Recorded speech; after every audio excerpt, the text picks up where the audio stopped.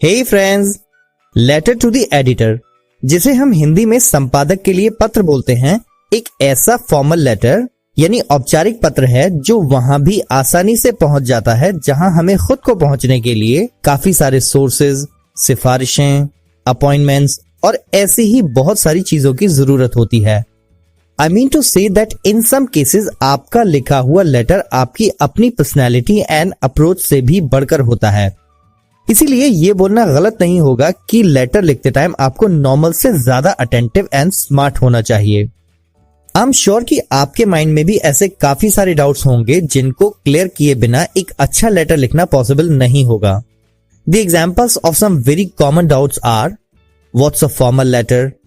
What is the difference between formal and informal letter? Why do we write a letter to the editor? या फिर एक editor को letter लिखा ही क्यों जाता है और इसका क्या इम्पैक्ट होता है? What is the latest format for the letter to the editor? और सीबीएसई ने इसमें क्या लेटेस्ट चेंजेस किए हैं? पहले सब्जेक्ट आएगा या फिर पहले सैल्यूटेशन आएगा? What is the division of mark for different parts of the letter? और भी बहुत कुछ, जैसे कि word limit, format of date and many more like this. आज हम ऐसे ही एक एक छोटे से छोटे पॉइंट को कवर करेंगे जो आपको इजीली फुल मार्क्स ऑब्टेन करने में काफी हेल्प करेंगे। वीडियो थोड़ा लेंथी हो सकता है, but watch till the end to clear all your doubts. Let me tell you that obtaining full marks is also not a big deal. Let's dive in to get some small but super powerful points to make a very favourable impression upon the reader. अब वो reader चाहे examiner हो या खुद किसी newspaper का editor. सबसे पहले बात करते हैं कि what is a formal letter, and the answer is so simple.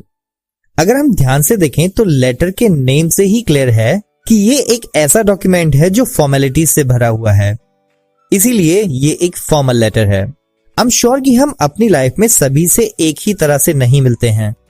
There's a major difference between while you talk to the principal of your school and on the other hand, while you talk to your friends. Obviously, you will be completely formal while speaking to the principal of your school.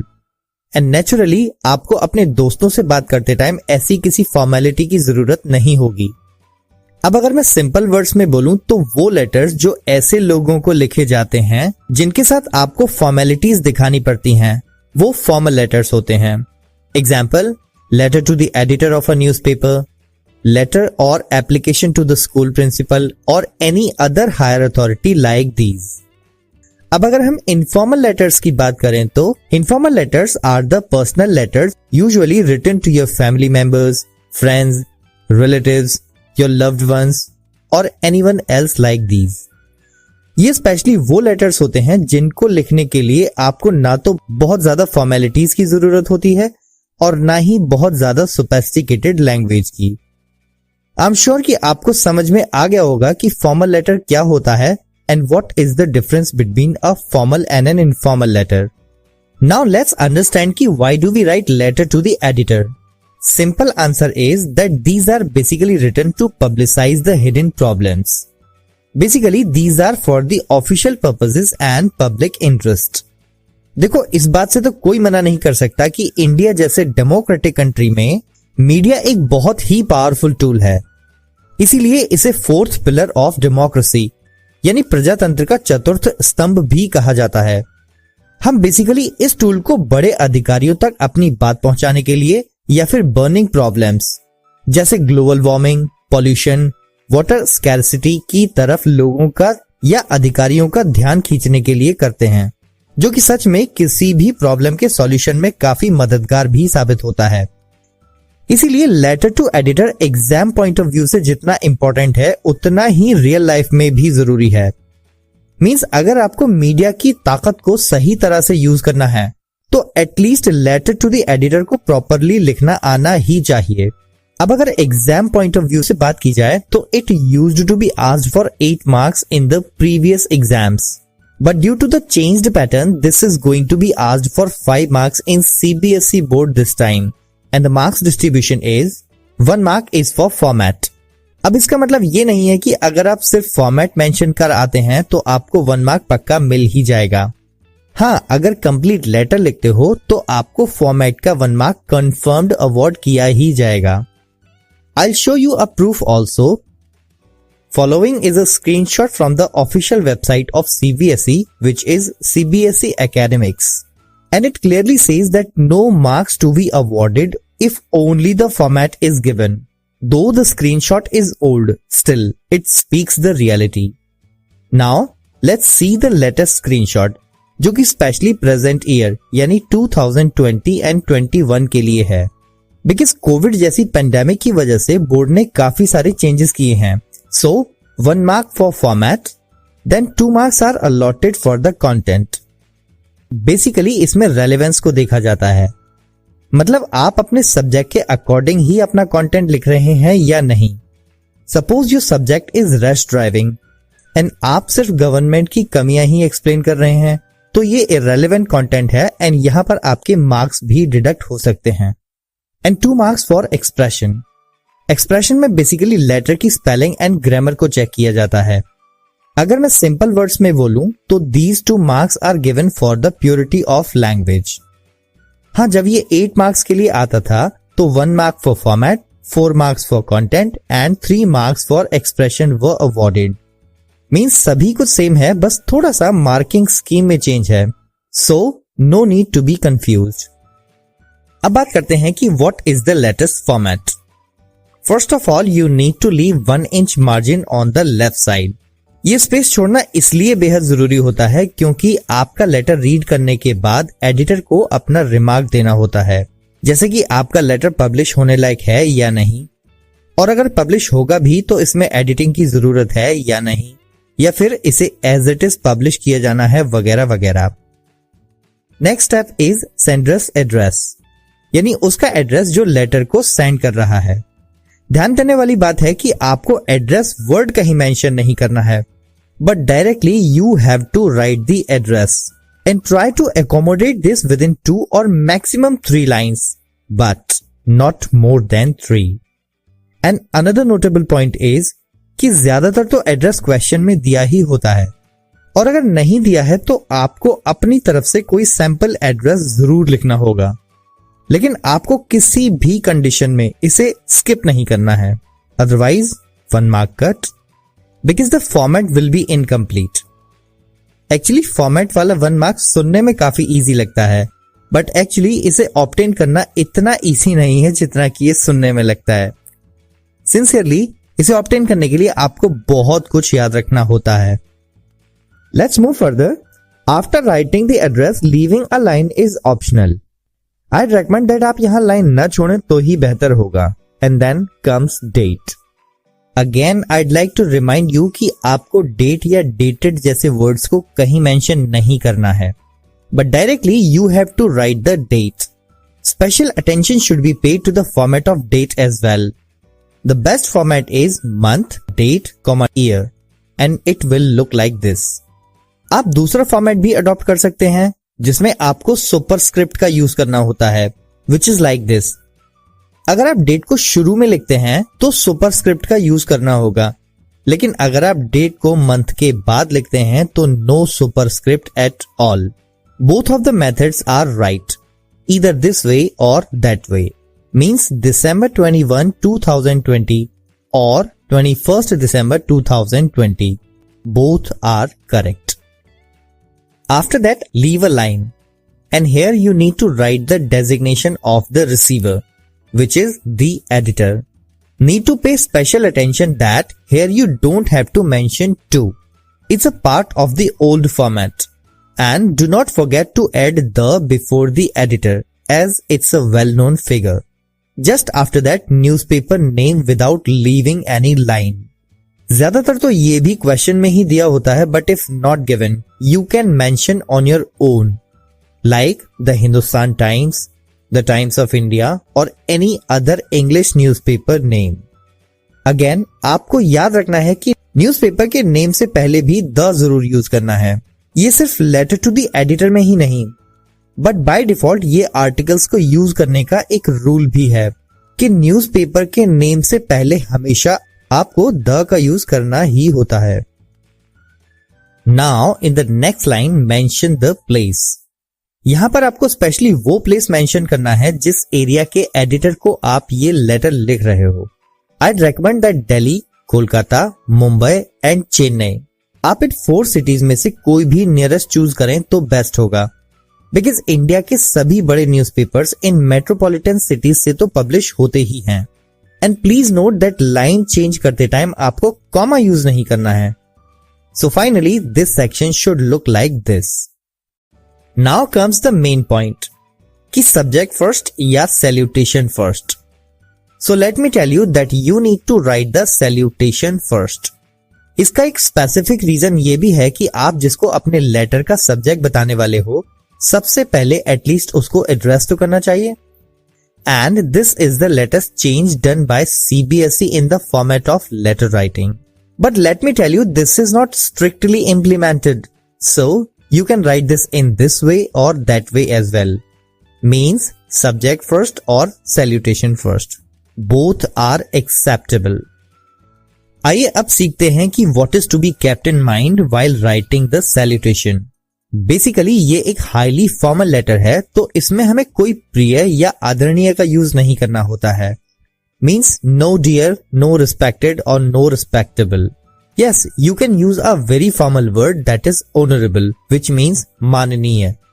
और अगर आप ये भी use ना करें तो ही best होगा। Use only sir oblique ma'am. Usually we don't know the gender of the editor, so it's always advisable to write both. Honorable sir oblique ma'am. So finally, I'd personally recommend you that don't use any prefix before sir or ma'am. And it should look like this. But remember not to put a comma after that. Next comes the subject. आपके letter का subject होना चाहिए जैसे गागर में सागर। Means minimum words and maximum meaning. आपको कम से कम शब्दों में अपना टॉपिक कन्वे करना होता है। I would recommend to keep this within 12 words. Subject लिखने के लिए आपको 1 लाइन से ज्यादा यूज नहीं करनी है। इसके लिए कोई स्पेसिफिक वर्ड लिमिट तो सेट नहीं है, बट एक रीजन जरूर है। द रीजन इज, जब आप जीमेल में मेल रिसीव करते हैं तो आपको बिल्कुल सामने सब्जेक्ट विजिबल रहता है, जिसकी लेंथ जीमेल ने 12 वर्ड सेट की हुई है। अब लेटर टू एडिटर की जगह ईमेल्स टू द एडिटर लेते जा रहे हैं, सो कुछ कॉमन एस्पेक्ट्स को फॉलो करना हमें फ्यूचर रेडी बनाता है। So finally remember to keep this short and clear. आपको सब्जेक्ट से पहले एंड बाद में दोनों जगह 1 लाइन छोड़नी है। Let's see some examples of good subjects, which are insanitary condition of my locality, awareness towards solar energy, educating the unprivileged, steps to improve the environment, concerning the attention towards the heritage sites, and so on. Now comes the body of the letter. इस part को हमें 3 paragraphs में divide करना होता है। Paragraph 1. This paragraph is basically the introduction of your letter, including the purpose of writing. मतलब आपको सबसे अच्छे वर्ड्स का यूज करते हुए एडिटर से इंटरेक्शन स्टार्ट करना होता है एंड अपने सब्जेक्ट को और थोड़ा लेंथ में इंट्रोड्यूस करना होता है। इफ यू विश तो आप अपने लेटर की स्टार्टिंग के लिए कुछ कॉमन लाइंस भी यूज कर सकते हैं। जैसे अगर आपका इशू ऐसा है जिस पर अथॉरिटीज एंड कॉमन पीपल दोनों को ध्यान देने की जरूरत है, तो आप लिख सकते हैं, May I have the privilege of using a few lines in the editorial column of your esteemed newspaper to draw the attention of the concerned authorities and common masses about. And after that, subject. Another beginning could be, kindly allow me to use some space in your esteemed daily to express my views and concern on. After that, again subject.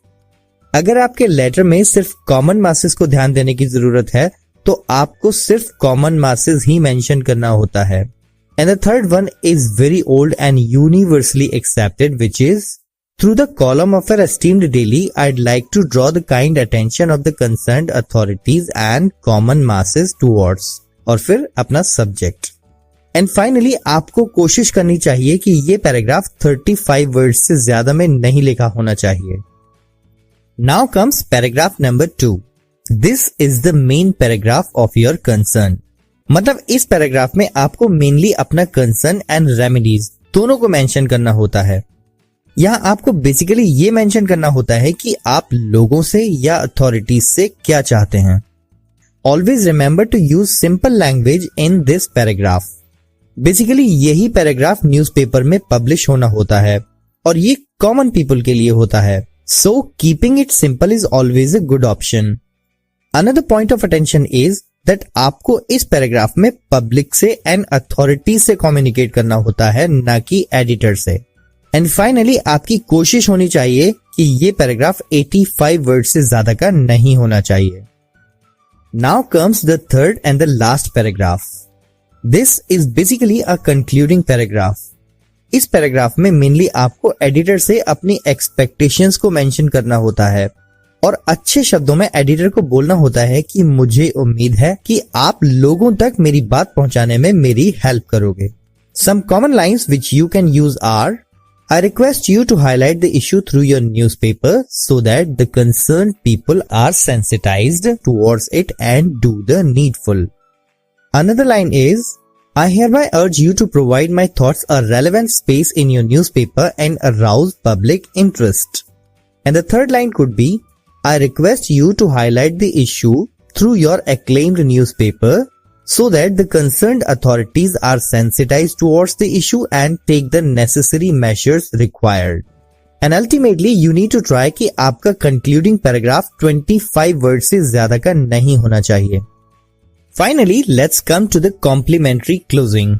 आप last paragraph के बाद thanking you in anticipation लिख सकते हैं, जिसके बाद आपको एक लाइन छोड़कर लिखना है yours faithfully, then sender's name and signature.